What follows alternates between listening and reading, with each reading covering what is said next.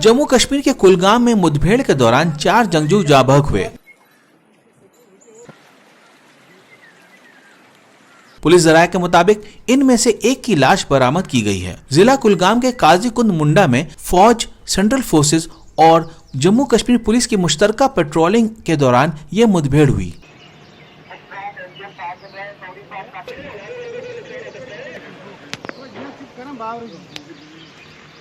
गांव में जंगजुओं के छुपे होने की इत्तला पर तलाशी मुहिम शुरू हुई और इलाके का मुहासरा किए जाने पर मुठभेड़ और कार्रवाई की गई। गुज़िश्ता 2 दिन के दौरान जनूबी कश्मीर में ये तीसरी मुठभेड़ है जिसमें 9 जंगजू जाँ बहक हुए हैं।